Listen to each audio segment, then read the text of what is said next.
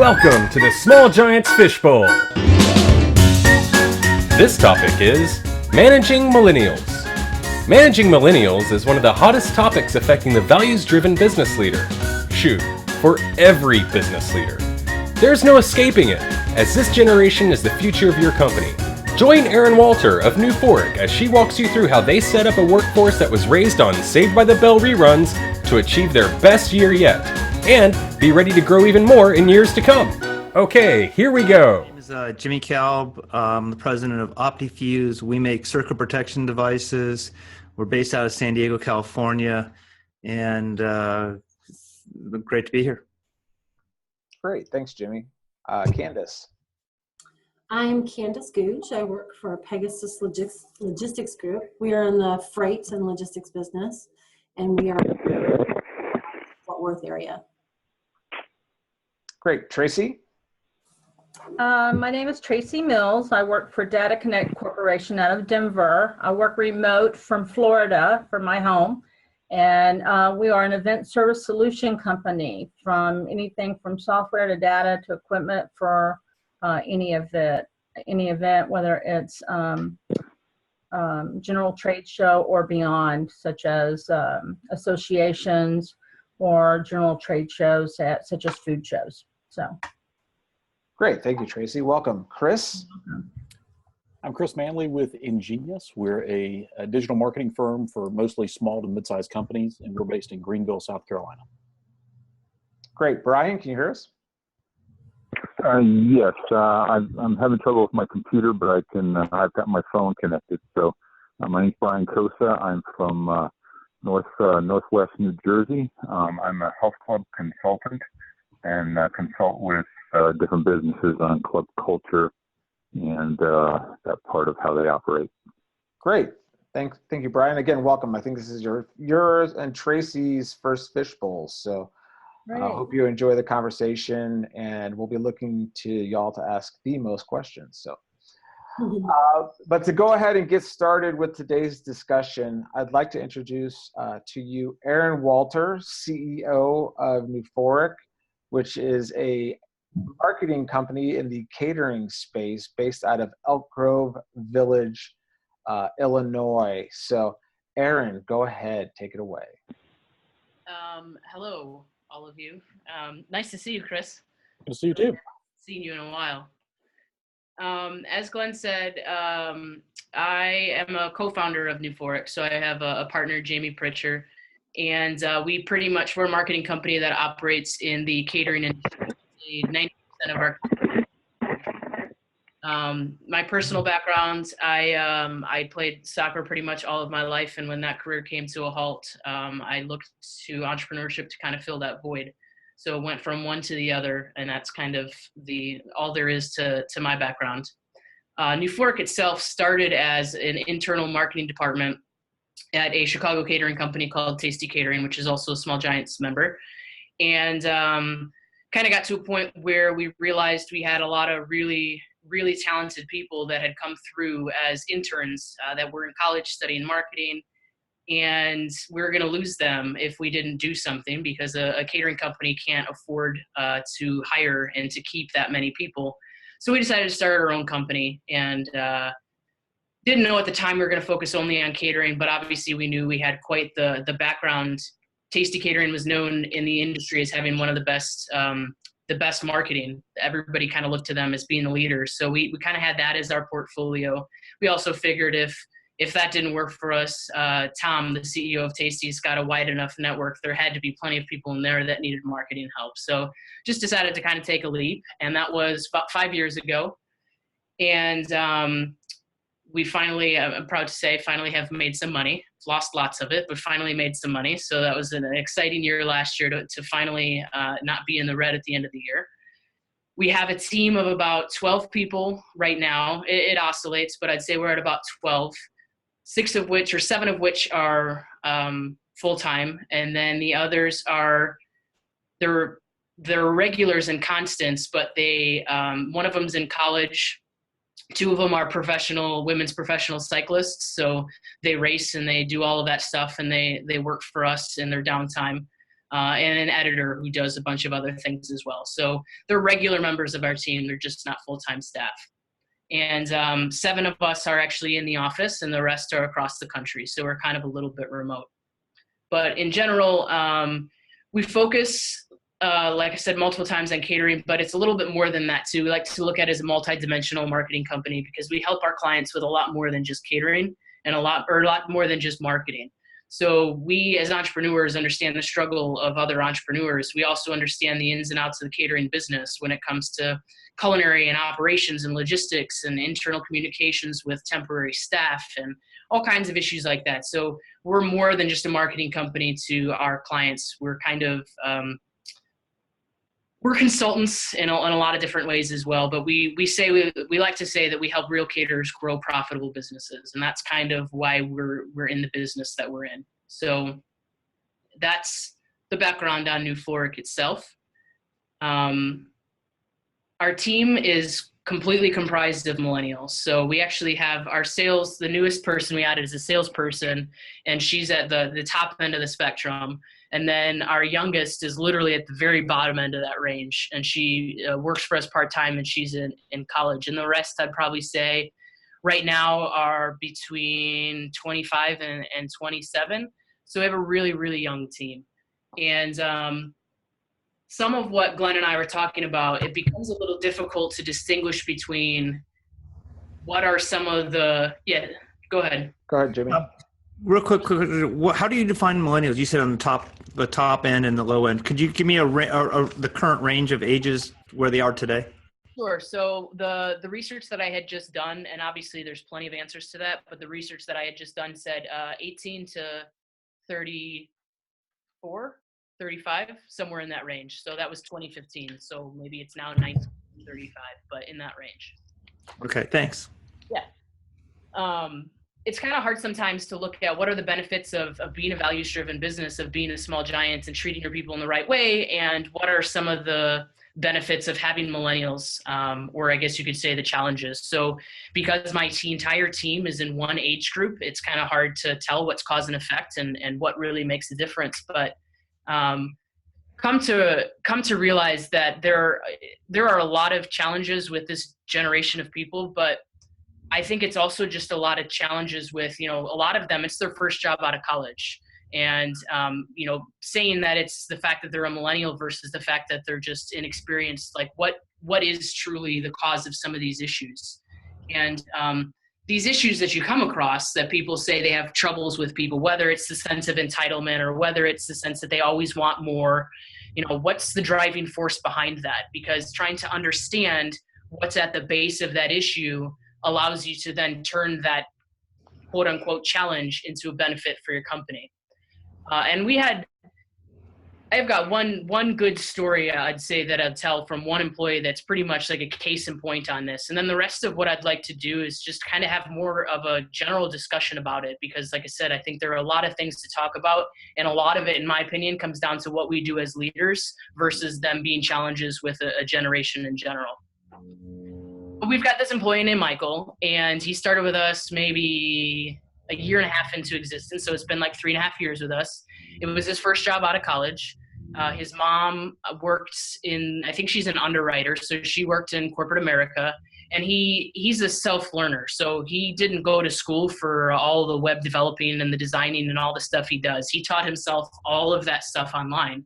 He likes to read, he likes to research. And so he came into this job, I think, with this notion of what corporate America is like and what working for a business is like. And, there was one point he actually tried to negotiate something with us. And we looked at him and we said, stop, like, we don't negotiate. You tell us what you want and we're going to do our best to help you get there. So he, all along, we would explain what our culture is like, and we'd explain how we treat people, and we'd explain where we're going as a company. And we got a lot of pushback from him, a lot of, well, are you sure that's this way? And it doesn't look like it's this way. And, your role and Jamie's role are crossing too much. You guys aren't doing the right thing. And, how do I know that you really mean these things? There's a lot of distrust in everything we felt from him. He challenged us every single step of the way.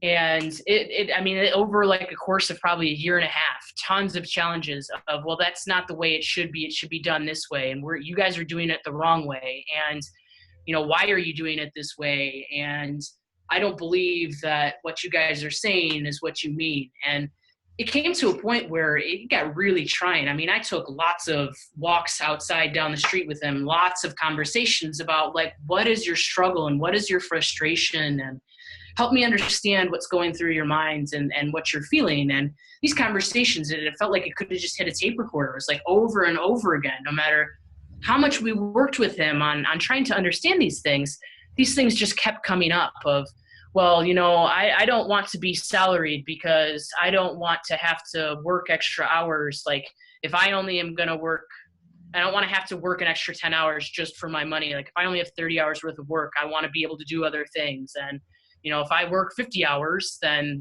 like something about being paid for 50 hours instead of 40, and just a lot of things when it came to money and compensation, and this feeling of, well, I can go work for a startup that makes a technology startup that makes millions of dollars and make tons of money. And how am I going to spend my youth when my prime years when I can slave away? How do I benefit from that? So it got really trying to the point that I actually at a Small Giants conference had a conversation with Paul Spiegelman about it. And I said, Paul, can you help me try and get to the bottom of this issue? Is this someone I should keep? Is this someone I should let go? It seems like it's right, but I'm having so many troubles and wasting so much time working with him. And Paul's advice was to fire him.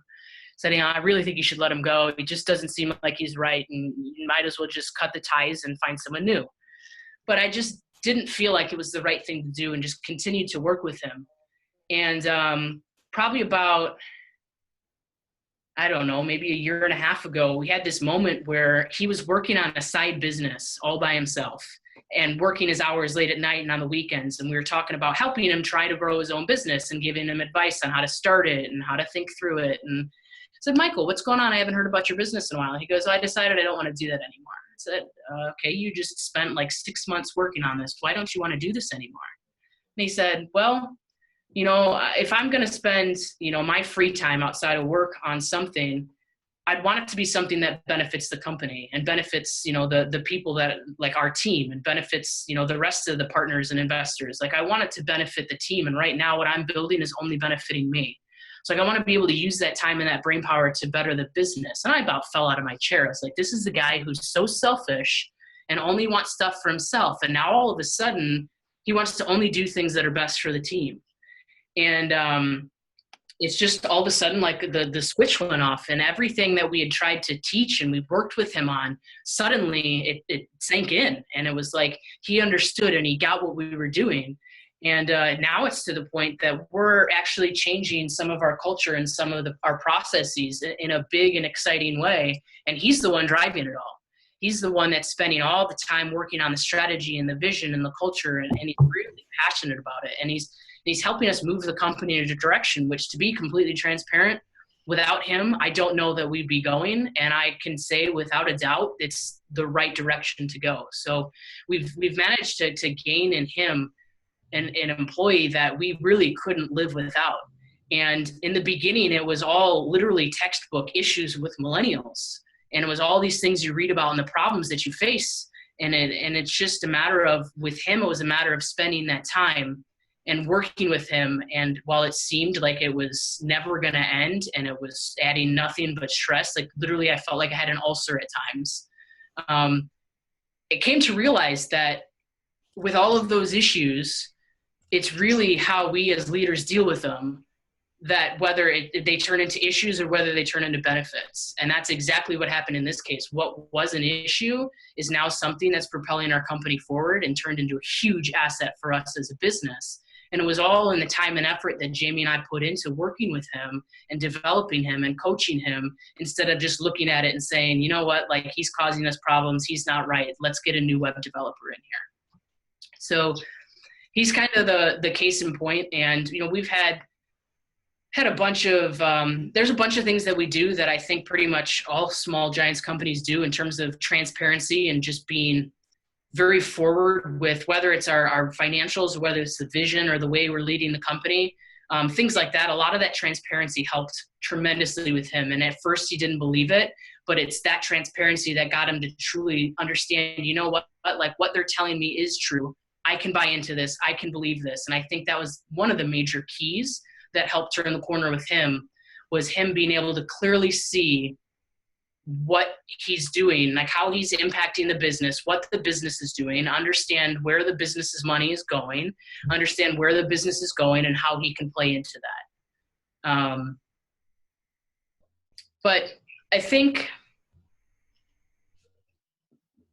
the biggest, I will say the biggest concern a lot of people have with millennials is communication. And I don't disagree. You know, obviously I grew up in that as well. And so I can understand that, you know, I can't spell. I for sure can't spell. And pretty much every email I ever send out has typos in it. And that's why we pay our editor a lot of money, because none of us can write properly.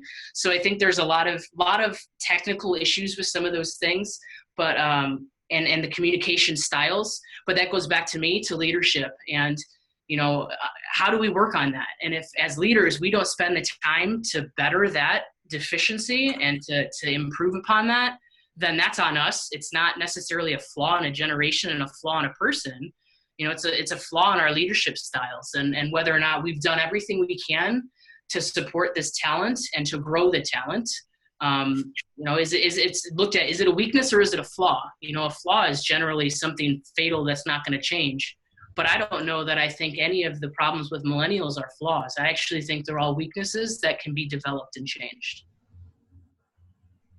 Aaron, can you talk about some of the specific ways that you really try to instill transparency to create trust inside the organization? You know, you mentioned things that all small giants do, but could you drill down on that just a little bit for us? Sure. I'd say, you know, one of the biggest, which comes as a surprise to, you know, maybe it doesn't come as a surprise because a lot of the people have never worked in other companies, but is the open book management and opening the financials. And I'm not proud to say that we're not great at playing the great game of business, because we love it. We have not perfected it yet, and we're not very good at it. But we're definitely very open with the financials. And so, you know, at our meetings, we do talk about revenues. We talk about our expenses. We talk about our profits. And then when it comes to the profits, what are we going to do with them? And, you know, how are they involved in it? So that's one piece. We also talk about, it's just transparency in terms of actual data and information. You know, recently we talked about our sales. So the way our sales go for the year and our revenue goes for the year is by the end of February, we'll have booked for the year about 80% of our business. And so it feels really good in the beginning of the year when we've got all these proposals and we're signing all these contracts, but you know, how do they know where we're stacking up against the years previous? How do they know whether or not the work they're doing is paying off and bringing in more sales? Well, the only way to know is to have the data in front of you. So making sure they have access to all that information and understanding, you know what, like last year we were only, you know, $20,000 behind where we are now. So while it feels like we're doing really good, we're only slightly ahead, which means we really need to focus on doing more in the future. And that to me, it's less in that case trusting and more of understanding how you impact the company. And so the group of people that I have, and I think most people, you want to know when you've been successful, and you want to be able to see when your work is paying off. And if you can't see the end result and you don't know whether you're succeeding or failing, how can you honestly improve upon that and do a better job and make sure you're doing your best job? So transparency in terms of providing the right kind of data and information, I think, is key. And then the other piece is just transparency. I will also liken to vulnerability. So from a leadership perspective, you know, I think a lot of people don't like to just blindly follow a leader. They're not just going to blindly put their trust in somebody. And so the way you gain trust as a leader, in my opinion, there comes some vulnerability to that. And so it's, you know, when you do make mistakes or when you are struggling with something, you know, it's not always being that stonewall, everything's okay 100% of the time. It's explaining the challenges that you see and the challenges you're facing and the way you think through it, and just being completely honest with them about it. And it helps them really buy into who you are as a leader, which then builds that trust. So when you ask them to jump, they jump, and they don't have to say, well, can I see where I'm jumping? Well, that's what they want. They trust you now. So I think that vulnerability in just being honest and communicating with what you see as a leader, and as well as your strengths and your own weaknesses, has been really important for us.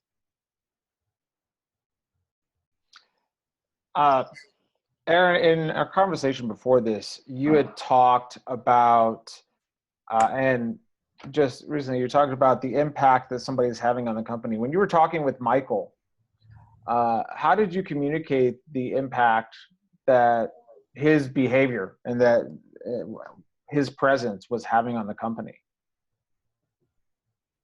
That was a tough one. And honestly, one of the keys, when he started to realize the impact his energy and his attitude had on other people, it definitely started to move forward in a positive direction. It was just a matter of just reinforcing it and constantly communicating and giving different scenarios. And, there'd be times when we'd be leading a meeting and I had a personal problem before the meeting started. So my energy and my focus wasn't 100% in the meeting.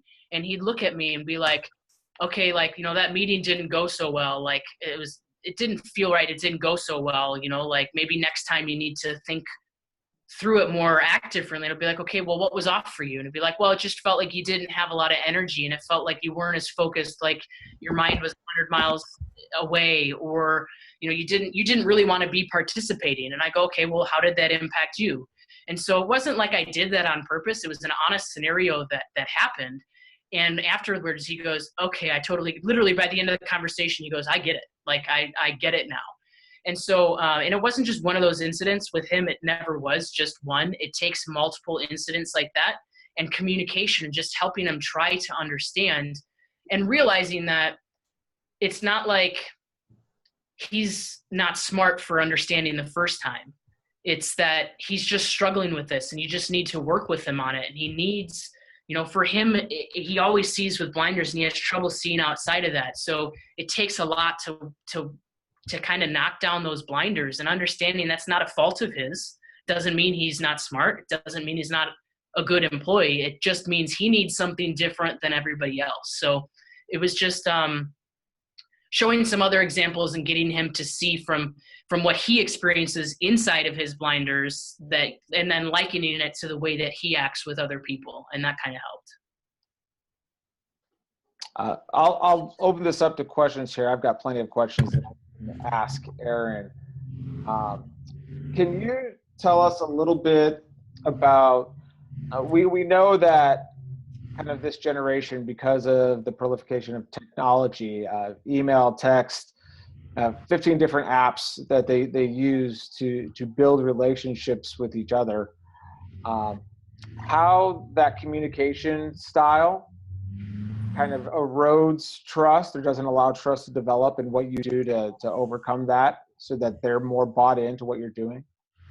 Sure. So that's actually one of the things, as I started to think about the biggest challenges we've had with our team, it comes down to that trust.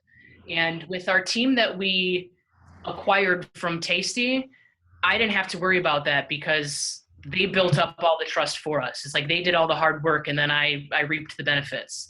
But with the new people that we've had, it's been a lot of lack of trust. And I liken that to the fact that, with the way people communicate nowadays, and with communication being all online, there's only a certain amount of trust we can develop right now looking at each other through video conference.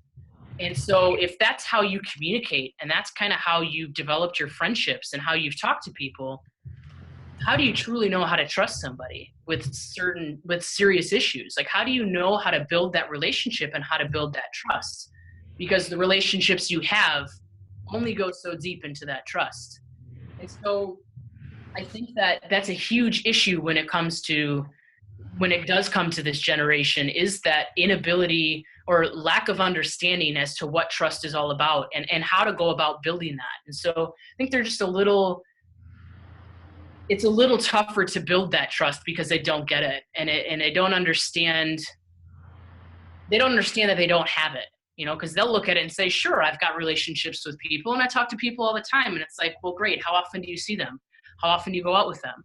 How often do you have face-to-face conversations? How often do you talk about, things that aren't surface level? How often do you talk about important issues in life? And that's when it's like, okay, you know what, I don't do that so frequently. And that's when they start to realize that, okay, maybe I don't understand what building a real relationship is all about.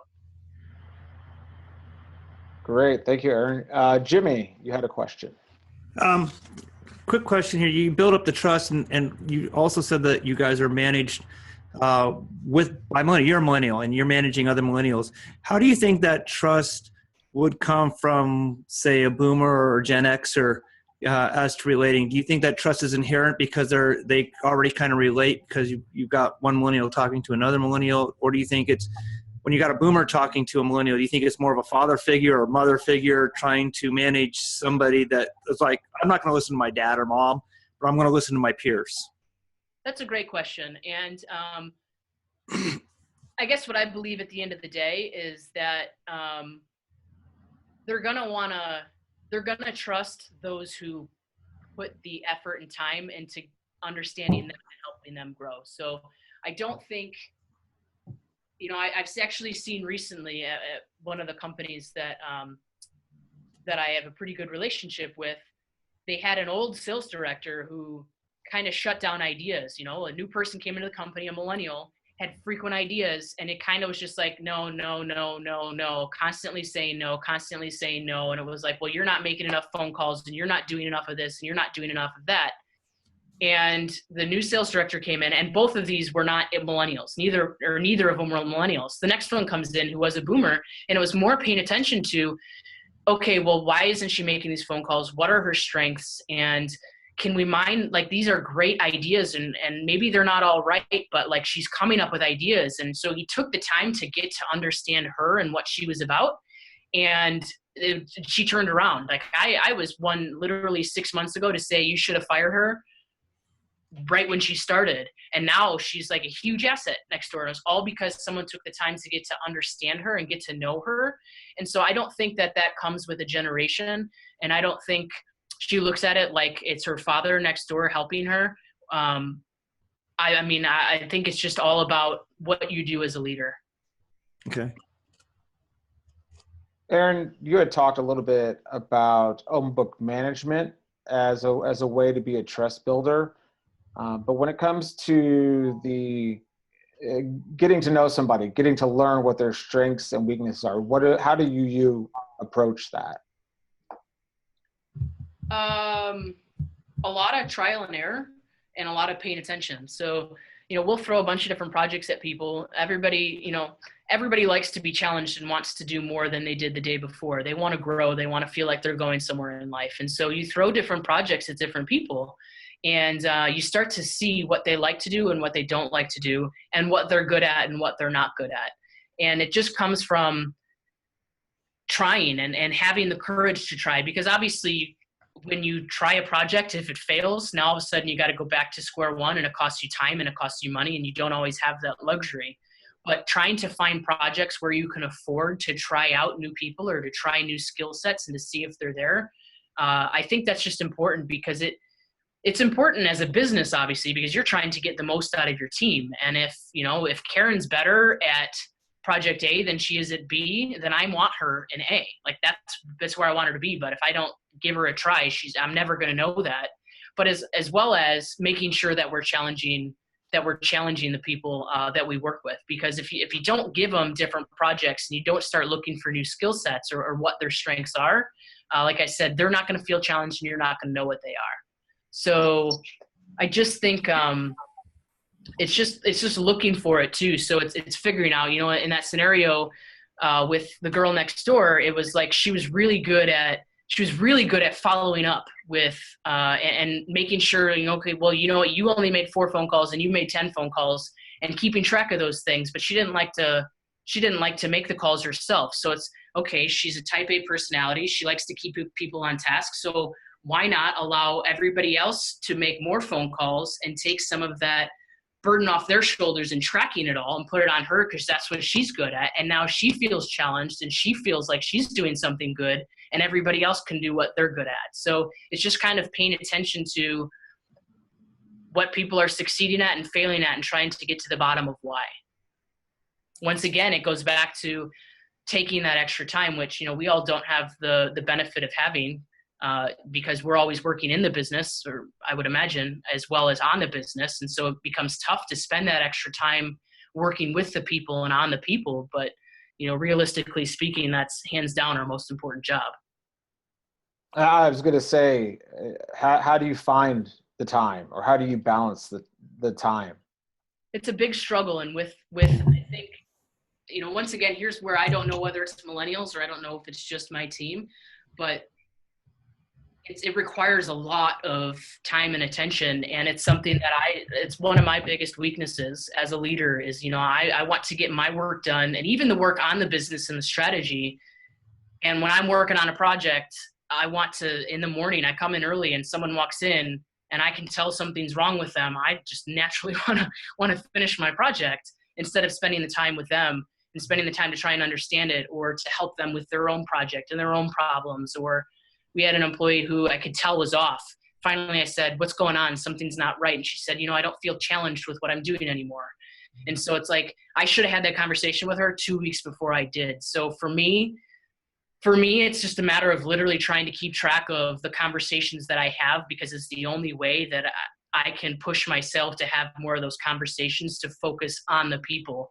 Because it's not that I don't realize it, but it just is difficult. And, with people that are such go-getters, you need to continue to put those bounds on them, and you need to continue to give them the right resources and to help them and to talk to them and to work with them.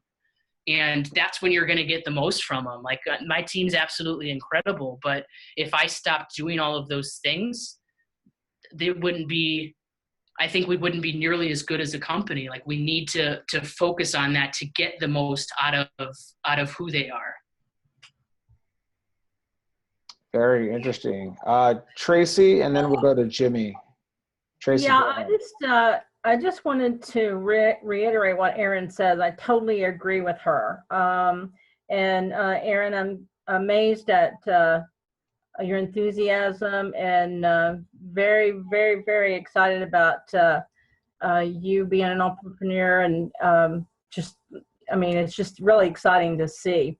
I know Tom with Tasty Catering, and I actually come from the Cisco Foods background. I was the vice president of marketing for 26 years here in Florida. And I started with Data Connect, who was a customer of mine just a year ago. From the Cisco standpoint, millennials were very few in that corporation. When I came to Data Connect, being with the software company, pretty much the road crew was 100%. There were no boomers. And so when I came in, and I had to first earn the respect, and it took a while. It really took almost a year to work with these fine women and gentlemen that have had the pleasure of actually being on the road with them, and you actually eat, sleep, and live with them under a lot of pressure to do these events. So it was a big challenge for me.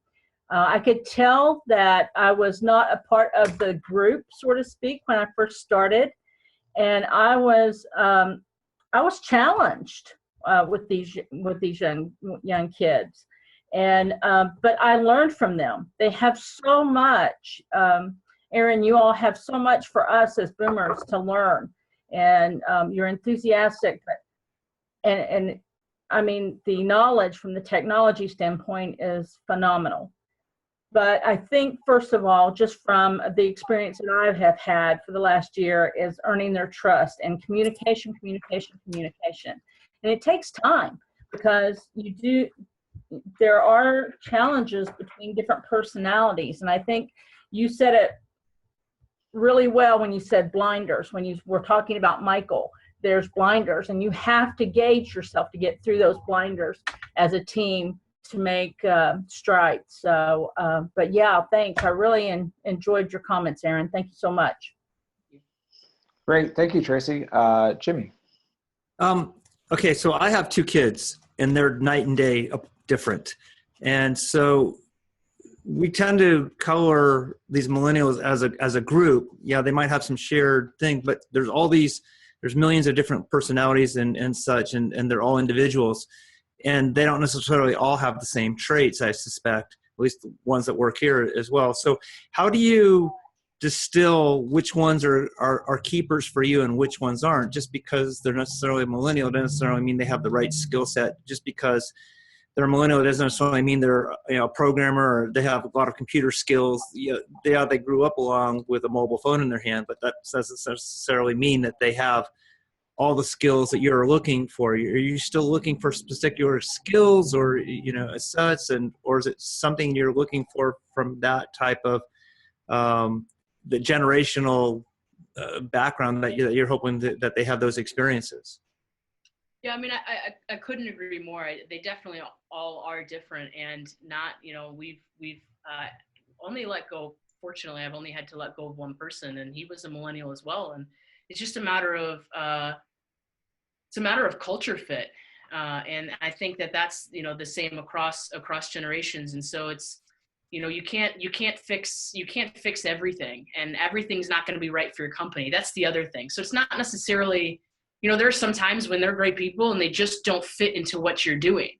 And we actually had, I actually posed that question to my team in November when we were going through a bunch of issues. And I said, you know what, like, I understand from the creative process that the ideal creative process is that you have 15 people to collaborate with, and you can take 2 weeks and you can design whatever you want, and you can write whatever you want, and you have all of these resources. And, as a person, if that's what you need to feel fulfilled, then this is not the company for you, because we're less of the artsy and more of the let's produce a lot of work type of a thing. Our clients don't need the best looking painting. They need like the C-level painting. That's what they paid for. That's what they need. That's what they can afford.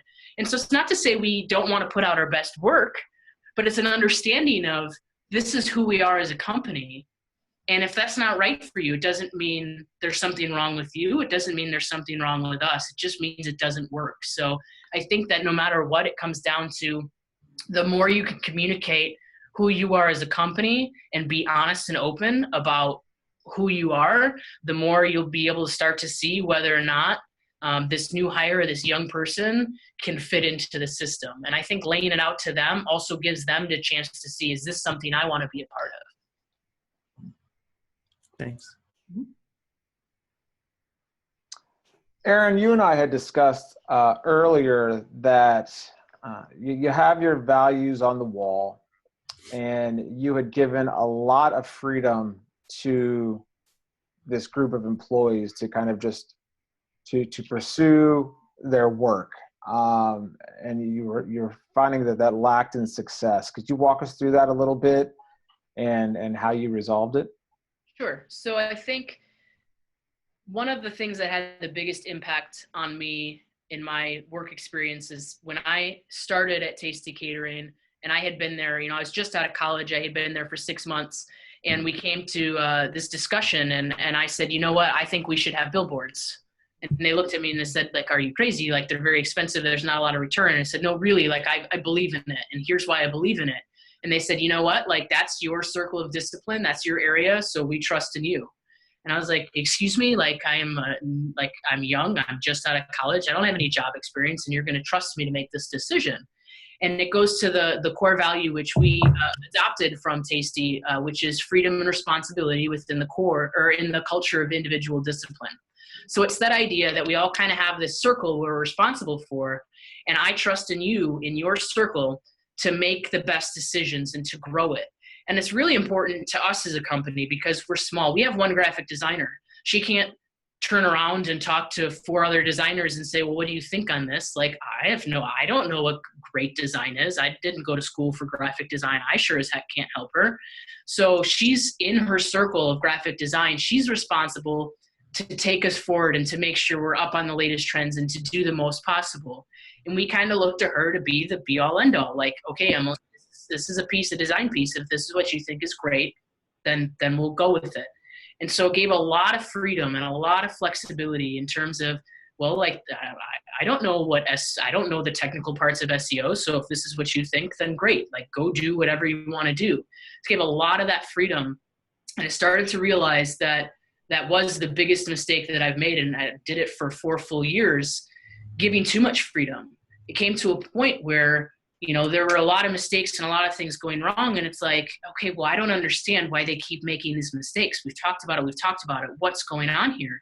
And it's like, they're left too much on an island. Like, they want responsibility and freedom, but you can't just be like, gloves off, like have at it, go do whatever you want, which is, I was pretty proud of the fact that we operated that way. And now looking at it, I'm like, well, you know what? Maybe we should have been a little bit more strict and given a little bit more boundaries and been a little bit more harsh in certain areas of, okay, well, this is the 3rd time we've made this mistake.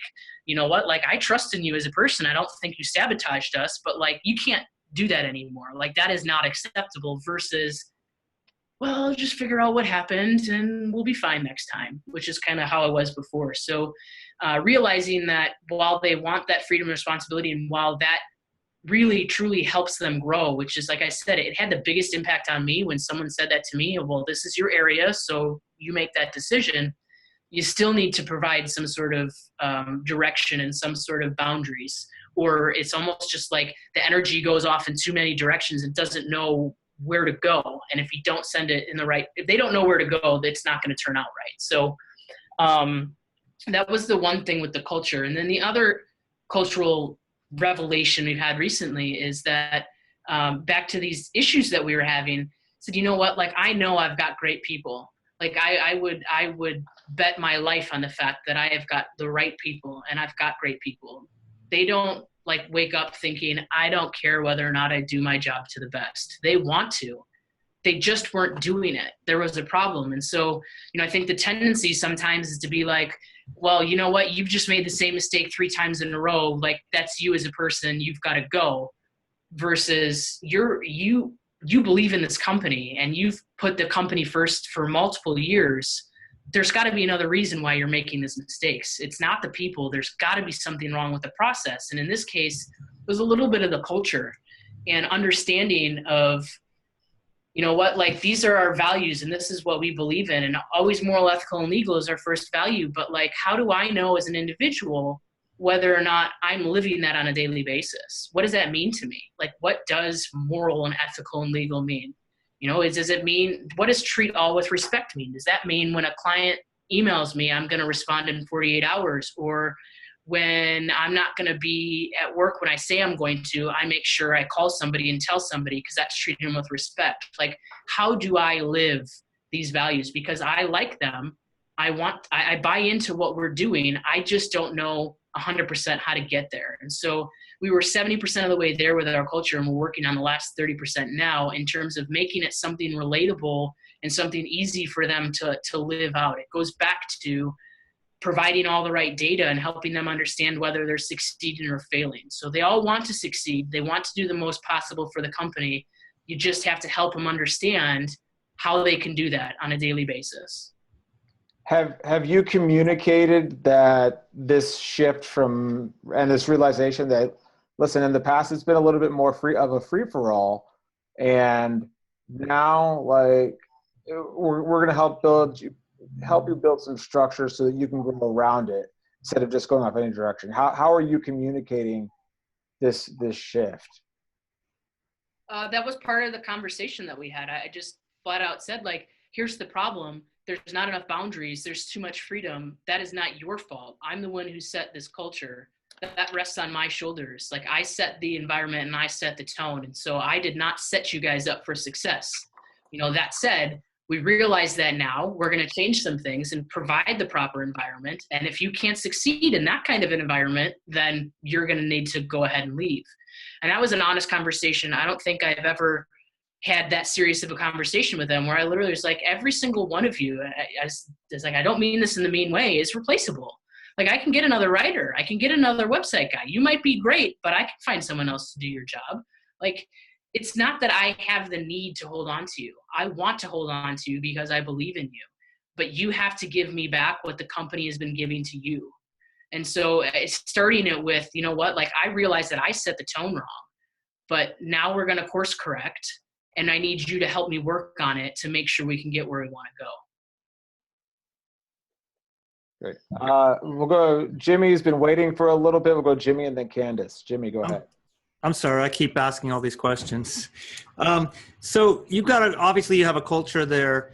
When you look at and you're scaling up and looking for the next person to come in, are you looking for someone first to fill the culture, or are you looking for somebody who has the same kind of culture and thoughts, or are you looking for the best skill set that you can have in that particular position? Absolutely, the culture. We just the two cyclists that we brought on, they're writers for us, and they're writing a lot of our content. And neither one of them have English degrees or writing backgrounds. One of them was a nurse before she became a cyclist, and the other one has an economics degree from Vanderbilt. So it's like, and now they're writing marketing content for us. And never in a million years would I have thought that was going to work. But I was like, you know what, like, let's just have a conversation, see what happens. And in that conversation, you know, I think a lot of it does have to do with the fact that they're cyclists. I mean, not to talk a lot about cycling, but a lot of people don't understand how much of a team sport it truly is. And so they understand what hard work and what the right attitude means to a team. And I could tell from a conversation, it was just a video conversation, like a Google Hangout. I could tell from that conversation through the things that they were saying that they were the right fit in terms of attitude. And then it just became okay, well, we like you and we want to try and make this work. Let's see if the skill set can develop, and let's see if the skills work out. And in this case, it totally did. I mean, we lucked out, but they ended up being good writers to begin with and have developed because they love to grow and they love to push themselves. They developed into brilliant writers. So I definitely say culture. Candace? So based on what you have learned now with the example that you gave us and some of the other people that you have working for you, your next new hire that you hire that's a millennial, what will you do different in the onboarding process? Spend more time with them. Back in the people that we brought on was more of the freedom and responsibility. And it's like, okay, well, if you have a question, I expect you're going to ask me, instead of spending that time and helping them and frequently communicating. I think setting regular, frequent meetings and just really spending a lot of time in the training process, which, you know, for a company as small as we are, it's a lot of resources you're devoting towards bringing on a new person. But seen through all of the ups and downs that we've had, that's got to be by far the most important thing. Just spending time, being deliberate about spending time. Mm-hmm. Mm-hmm. And Thank you so much. And I have to pop off now, you guys. I appreciate it. Bye-bye. Great. Thanks, Candace. Thanks. So we've got about 4 minutes left. Does anybody have a question they'd like to ask Aaron?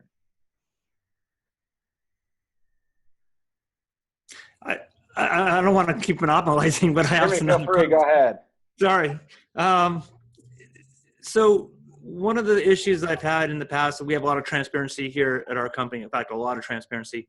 But part of that is to make sure that there's not a lot of finger pointing going on when something doesn't go right. And it's like, well, this guy cost us our bonus because they didn't do this or didn't do that. Or more importantly, myself, you made a decision to hire this person that didn't really pan out, and it really cost us some other resources because they have so much input into what we're doing. How do you prevent that from kind of cropping up in your business, to letting other people make decisions for the group? Because the reality is they're making it for the whole group. And if it doesn't go right, how do you kind of mitigate that?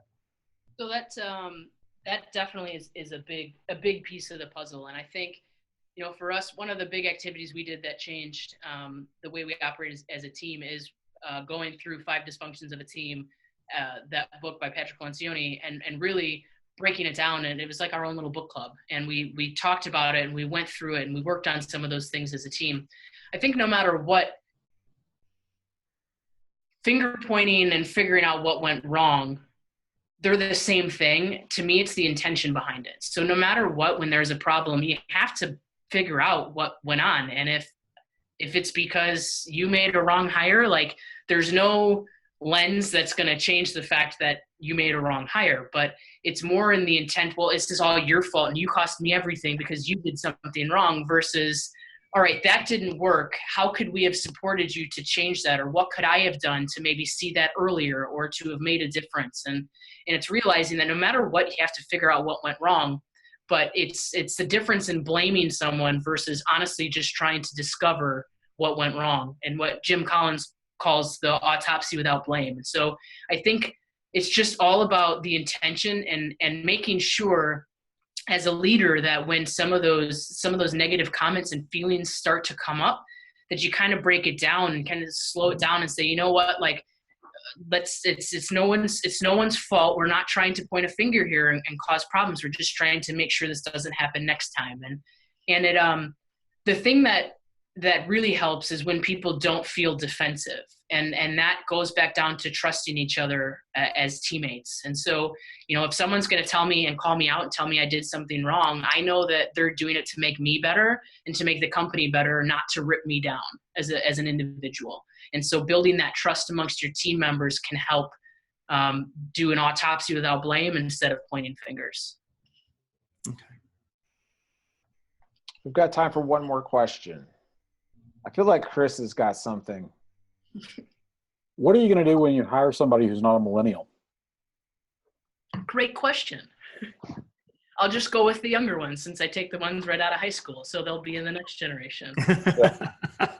I don't know. That's a great question. Obviously, like we've never had a non-millennial on our team. The closest we have is Peggy, who's right at the edge. And I will tell you that there's definitely a difference in her than there is in the rest of the team. And in my opinion, it's not that she's at the end of the millennial range. It's the fact that she's got more job experience. She's worked for other companies. She worked for AT&T. She worked for these big corporate companies. And so she's bringing a lot of different experiences in, and then it's having to sift through that. So while Peggy is a millennial, I feel like working with her has kind of taught me how to, now you've got these people who are bringing in, whether they're not bad habits, but different habits from different cultures and a different way of doing things. And that creates a whole different level of distrust in terms of not believing in what we're saying. So growth and just learning and spending time, you know, the more time, the easier it is to understand. Okay, well that's it for this one. Check out more Fishbowls exclusively for the Small Giants community at smallgiants.org.